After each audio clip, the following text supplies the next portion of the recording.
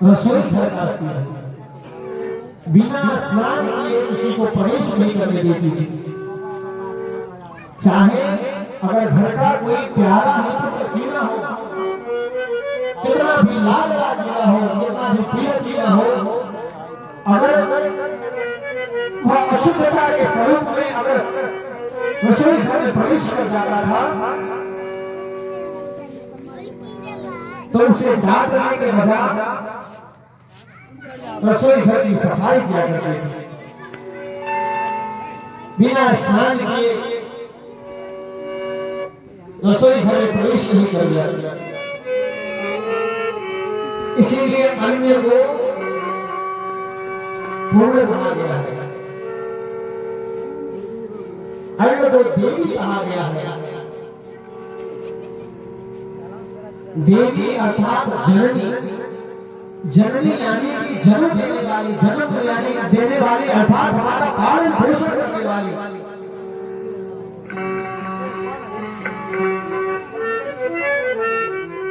इसीलिए अपना आहार शुद्ध रखना चाहिए। जब भी भोजन बनता है तो भोजन करने से पूर्व हाथ में जल लेकर मंत्र के साथ प्रार्थना की जाती है कि हे जल देवी, हे अन्न देवी, मैं आपका आहार कर रहा हूं, मुझे आशीर्वाद जरूर देना कि मैं कभी कोई दुष्टता ना करूं। हाथ में जल लेकर बोला जाता है ओम नाभ्या आशीर्गम तच्छ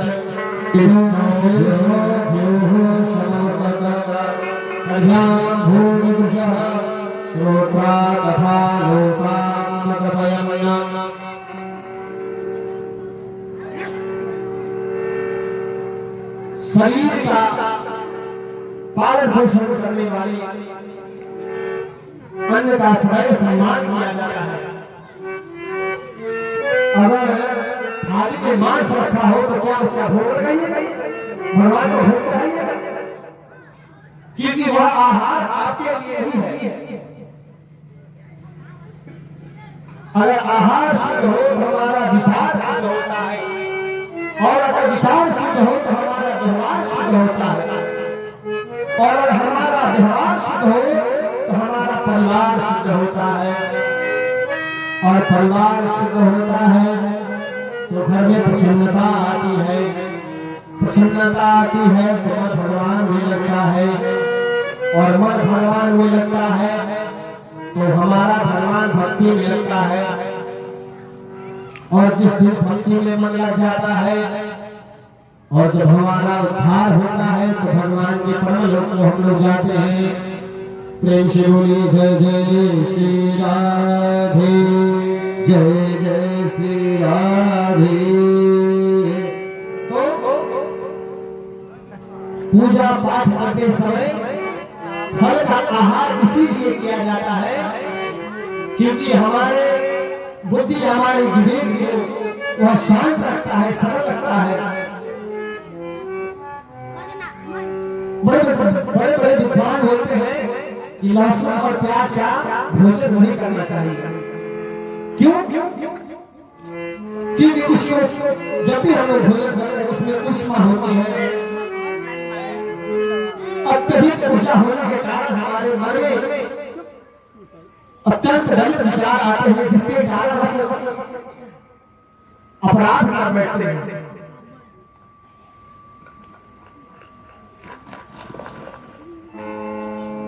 और पूजा पाठ में इसीलिए बताया जाता है कि फल का आहार करना चाहिए।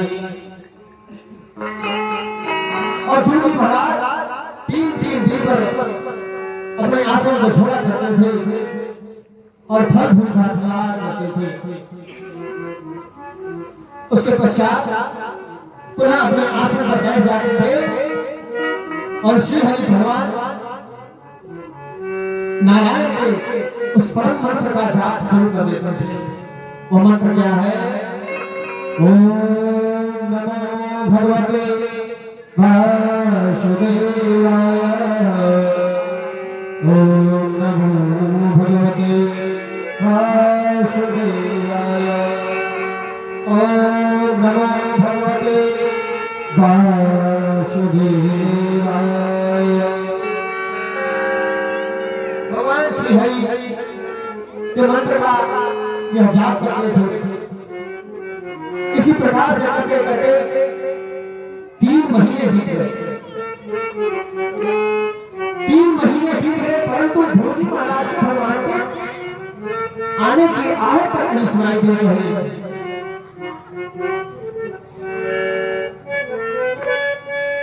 मन जो है वह बालक के समान है, और बालक जब घर में उतर जाए तो उसकी जीवन जब तक पूरी ना हो तब तक वह छोड़ता नहीं है। इसीलिए जब स्वयं ध्रुव जी महाराज भगवान का पूजन अर्चन किया करते थे और 3 महीने के पश्चात भी भगवान का दर्शन नहीं हुआ, तो उन्होंने यह संकल्प किया कि मैं भगवान को और प्रसन्न नहीं कर पा रहा हूं, कि यह प्रतिज्ञा लेता हूं कि जो फल और फूल में क्या करता था, आज के बाद से जल का एक बूंद भी नहीं मिलेगा, फल का एक निवाला भी नहीं मिलेगा।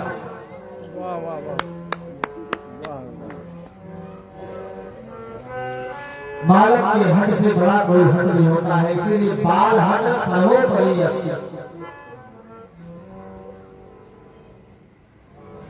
बालक अगर हट करके उसे यह प्राप्त करना है तो वह प्राप्त करके ही रहता है।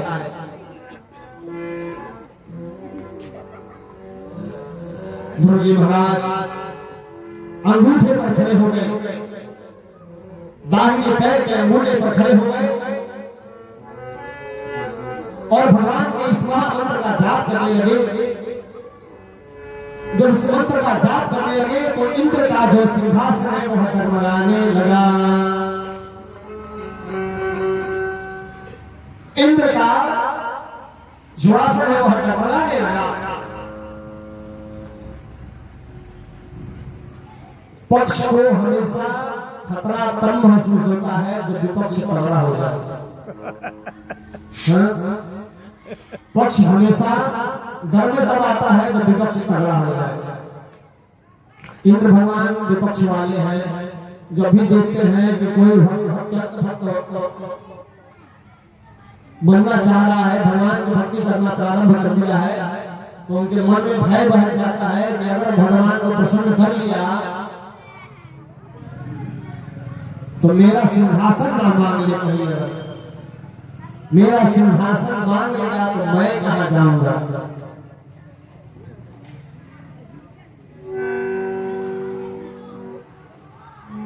भगवान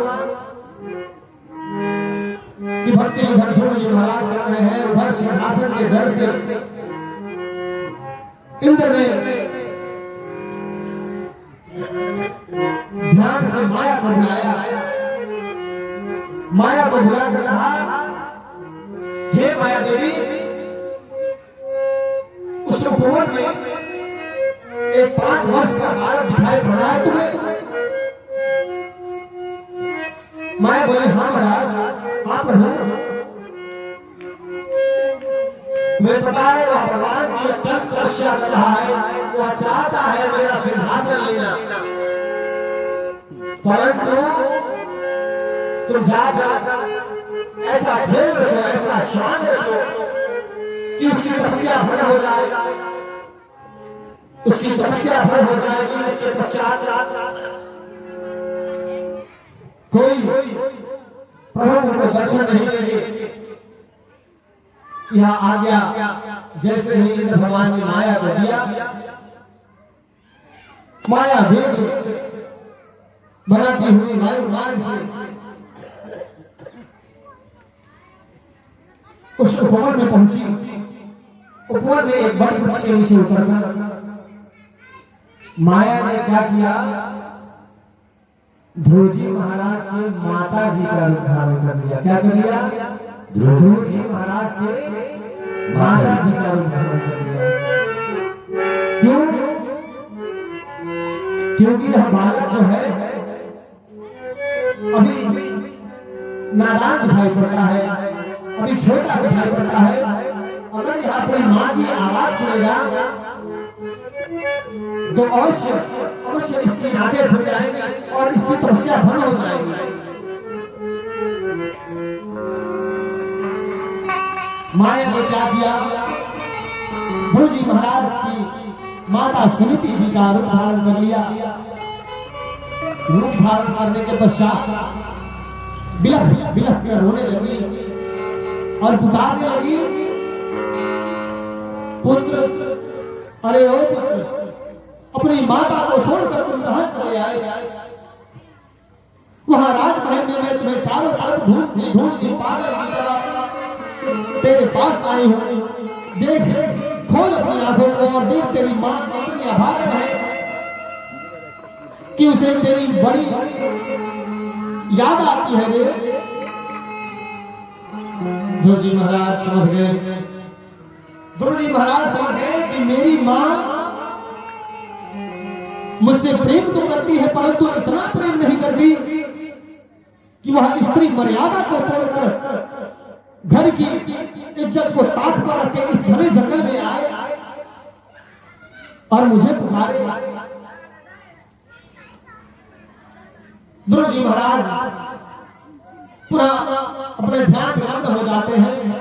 यह सारा खेल भगवान श्री हरि विष्णु ऊपर से देख रहे हैं।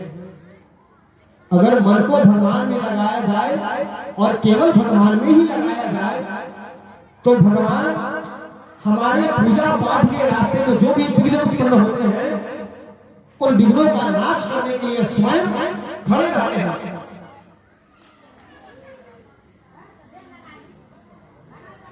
भगवान ने जब देखा कि यह इंद्र का षड्यंत्र मेरे प्यारे भक्त ध्रुव को उसकी तपस्या भंग करने के लिए माया का जाल बिछा रहा है, श्री हरि ने तुरंत अपने पार्षदों को यह आज्ञा दी कि हे नारायण दूतों, जाओ जाओ और जाकर इंद्र के उस माया जाल को खंडित कर दो जो मेरे पुत्र के समान मेरे ध्रुव पे यह माया का जाल बिछा रही है।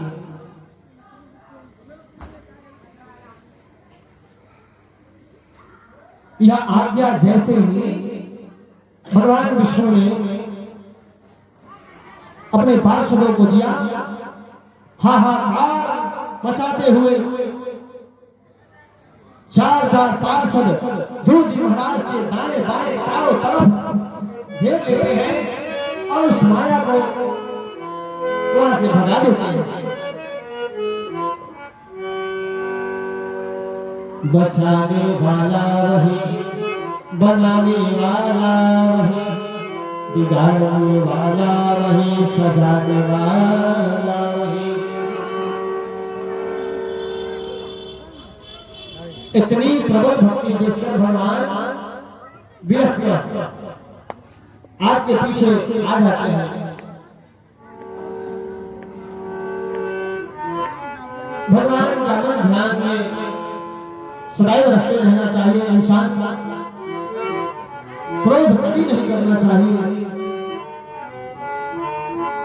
इस प्रकार जब इंद्र की माया का नाश कर जब भगवान श्री हरि के दूतों ने उसे भगा दिया तो माया रोती बिलखती हुई इंद्र के पास गई और बोली, हे प्रभु, वह बालक केवल बालक नहीं, भगवान का परम भक्त है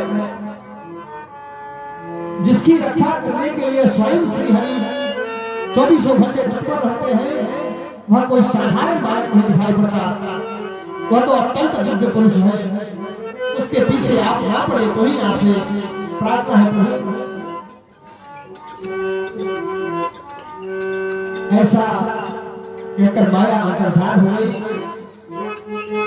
इधर ध्रुव जी महाराज ने 6 महीने बिना अन्न और जल के अंगूठे पर खड़े होकर के भगवान के नाम मंत्र का जाप करते रहे। तपस्या से प्रसन्न होकर श्री हरि भगवान विष्णु अपने गरुड़ पे सवार होकर अपने स्वरूप का दर्शन देने के लिए भगवान श्री हरि विष्णु चले आ रहे हैं हम श्रीमन्नारायण नारायण श्रीमन्नारायण नारायण भजमन्नारायण नारायण नारायण श्रीमन्नारायण नारायण श्रीमन्नारायण नारायण नारायण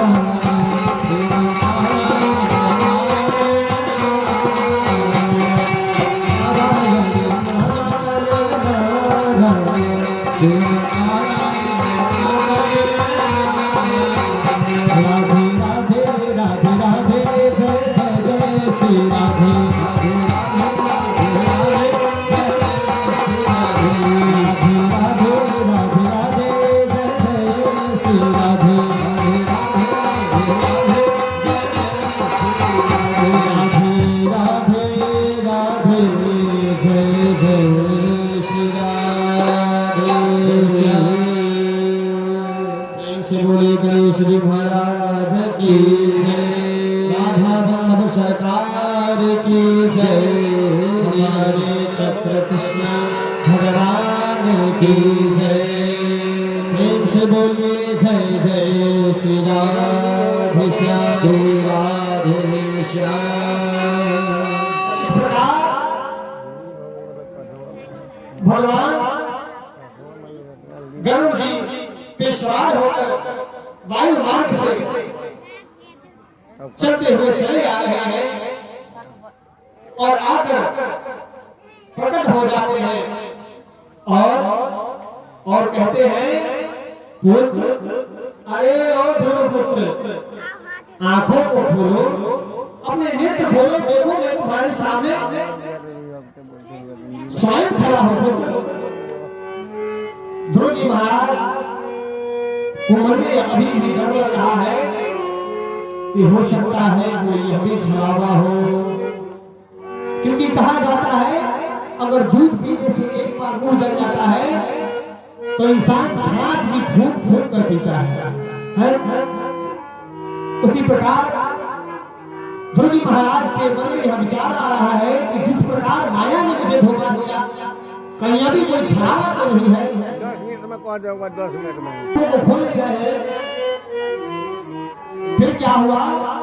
फिर स्वयं श्री हरि नारायण ने अपने हाथों को जब ध्रुव जी महाराज के सिर पर रखा और सिर पर रखते ही जब ध्रुव जी महाराज को अनुभव हुआ कि यह तो स्वयं परमपिता परमेश्वर का हाथ है, ध्रुव जी महाराज ने अपनी आंखों को खोला और देखते सामने कहा कि शांताकारं भुजगशयनं पद्मनाभं सुरेशं विश्वाधारं गगनसदृशं मेघवर्णं शुभांगं लक्ष्मीकान्तं कमलनयनं जोगवर्ध्यानगम्यं वन्दे विष्णुं भवभयं सर्वलोकैकनाथं। जिस प्रकार हाथ को जैसे ही रखते हैं, ध्रुव जी महाराज ने सोचा कि जो मैं नित्य प्रतिदिवस भगवान का पूजा किया करता था और देखता था कि शेषनाग की सैया पर भगवान श्री हरि विष्णु हाथ में चक्र गदा धारे सोए हुए मिलते थे, वह स्वयं श्री हरि भगवान मेरे सामने प्रकट हो गए। जैसे ही उन्होंने देखा बिलख बिलख कर रोने लगे। बिलख बिलख बिलख के रोने लगे।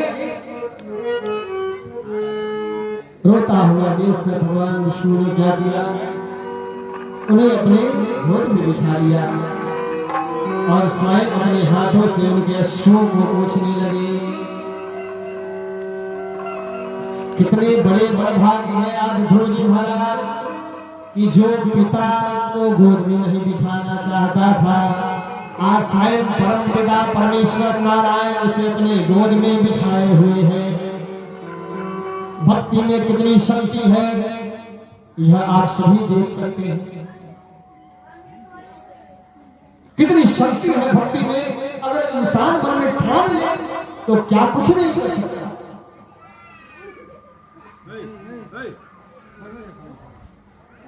जिसे उसके पिता अपने पास नहीं बिठाना चाहते थे, माता अपने पास नहीं बिठाना चाहती थी, आज स्वयं परम पिता परमेश्वर जगदीश्वर भगवान श्री हरि नारायण उसे अपने गोद में बिठाए हुए हैं। इनकी इच्छा तो बिना मांगे ही पूरी हो गई। अपने हाथों से अश्रुओं को पोंछते हुए बोलते हुए, हे पुत्र, ऐसी कौन सी विपदा आ पड़ी जो तुझे इतनी ही कम अवस्था में तुझे इतना कठोर तपस्या करना पड़ा। ध्रुव जी महाराज बोले, प्रभु मैं तो सारी चीजें भूल गया हूं, आपको देखते ही मेरे ज्ञान इंद्रियाएं बंद हो गई हैं। मुझे अनुभव हो रहा है कि मैं अभी केवल आनंद की प्राप्ति कर रहा हूं, मुझे और कुछ याद नहीं आ रहा है। परंतु फिर भी आप मुझे अगर पूछते हैं तो मैं यह बताने का प्रयास करता हूं कि जब मैं एक समय राजमहल में अपनी माता के साथ, अपनी छोटी मां और मेरे पिताजी मेरे बड़े भैया उत्तम जी के साथ एक साथ राजगद्दी पर बैठे हुए थे, मेरे मन में लालसा हुई कि मेरे भैया जब गोद में बैठे हैं तो क्यों ना मैं भी अपने पिता के गोद में बैठूं। यह लालसा मेरे मन में जैसे उत्पन्न है, मैं दौड़ा हुआ अपने पिता के गोद में जाकर बैठने के लिए जैसे ही गया, मेरी छोटी मां ने मुझ पर तनिक दया न करते हुए मुझे धुक्कार हटा दिया और उन्होंने यह कटु वचन बोले कि अगर तुम पिता के गोद में ही बैठना चाहता है तो जाकर वन में तपस्या कर और उस भगवान से प्रार्थना कर कि अगर अगला जन्म हो तो तेरा मेरी गोद से हो, मेरी कोख से हो, तभी जाकर तुम्हें यह अवसर प्राप्त होगा कि तुम परम पिता परमेश्वर की आशीर्वाद से तुम मेरे कोख से जन्म हो और तुम्हें अपने पिता के गोद में बैठने का अवसर प्राप्त होगा। परंतु मेरी मां ने यह कहा था कि एक समय वह अवश्य आएगा जब स्वयं जगत पिता जगदीश्वर तुझे अपने गोद में उठाएगा। आज वह समय पूरा हुआ। भगवान विष्णु मुस्कुराते हुए बोले कि पुत्र, तुझे चिंता करने की आवश्यकता नहीं है। मैं तुझे यह आशीर्वाद देता हूं कि तू पिता के प्रेम के लिए तरस रहा था, तड़प रहा था, तुम तो पूजने के योग्य हो, तुम्हारा तो पूजन होना चाहिए। मैं तुझे आशीर्वाद देता हूं कि जब तेरी आयु पूर्ण हो जाएगी तो तुम मेरे परम धाम को प्राप्त होगा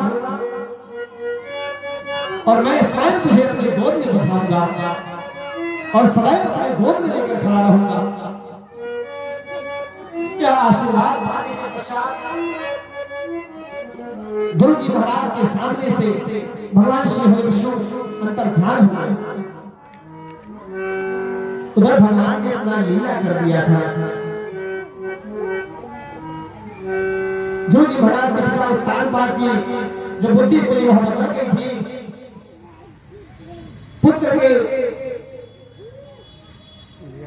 विरह में वह रोते हुए विलपते हुए जंगल जंगल में खोज रहे थे। और अचानक से उन्होंने सुना कि ध्रुव जी महाराज जंगल में तपस्या कर रहे थे।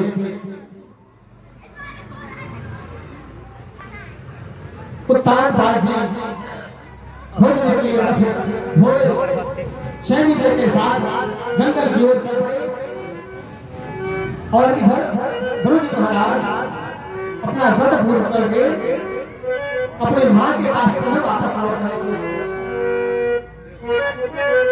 रास्ते में लौटते समय जब उत्तान बाग ने देखा कि मेरा छोटा सा बालक आज तो मुनि का वेश धारण किए हुए मात्र 6 साल का बालक यह साधु का वेश बनाए हुए है। साधु बनने के लिए 70 रुपए भी लेते हैं, परंतु मन से साधु होने के लिए 70 साल भी कम पड़ जाते हैं। यह कथा सुनने से आपको कुछ ऐसा ना ऐसा सीखने को जरूर मिलेगा जिससे आपके जीवन में बदलाव अवश्य आएगा।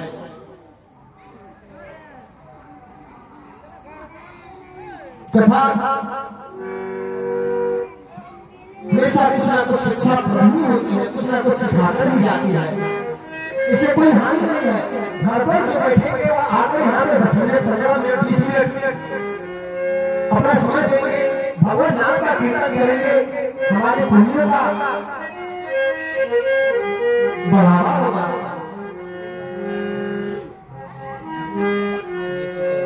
जब 6 महीने में भगवान को प्राप्त कर सकते हैं, ध्रुव जी महाराज केवल 5 वर्ष की अवस्था में, तो हमारे पास वो इतनी जिंदगी पड़ी हुई थी, हमने उसे व्यर्थ कर दिया।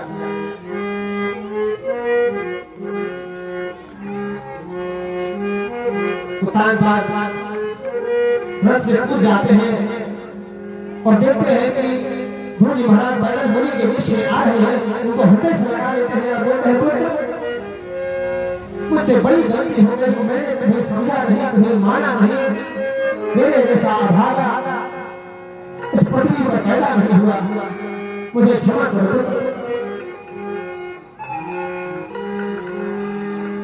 पिता को रोता देख ध्रुव जी महाराज के नेत्रों में जल चले आए। पिता और पुत्र का हमें ऐसे दिखाई पड़ रहा था जैसे मानो 2 नदियों का संगम हो।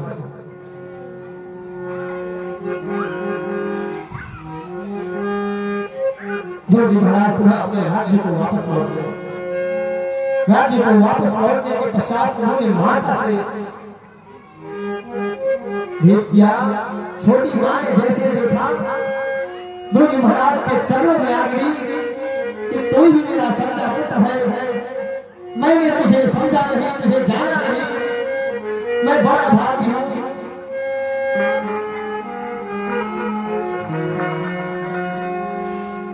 मैंने यह न जाना कि कोख नहीं, तुम ऐसे ही पैदा हो गए हो, वह तुम्हारी मां पर भारी है जिसने तुम्हें पैदा किया। काश तो मेरी कोख से पैदा हुए हो, पुत्र मुझे क्षमा करो। इसके पश्चात ध्रुव जी महाराज को शिक्षा ग्रहण करने के लिए प्रताप बाग जी ने गुरुकुल में भेज दिया। गुरुकुल में भेजने के पश्चात जब गुरुकुल से ध्रुव जी महाराज वापस आए तो सबसे योग्य थे, इसलिए उन्हें राजा बनाया गया। राजा बनाने के पश्चात जब इन्होंने राज्यभार संभाला तो ध्रुव जी महाराज ने 36,000 वर्षों तक उस राज्य में शासन किया। कहा कि प्रजा अत्यंत सुखी रही और जब पूरा समय पूर्ण हुआ तो भगवान स्वयं श्री हरिदेव नारायण के पार्षद विमान लेकर धरती पर पधारे और धरती पर पधारने के पश्चात ये परम लोक परमात्मा के स्वरूप वैकुंठ धाम में प्रेम से बोलिए श्री हरिनारायण भगवान की जय जय।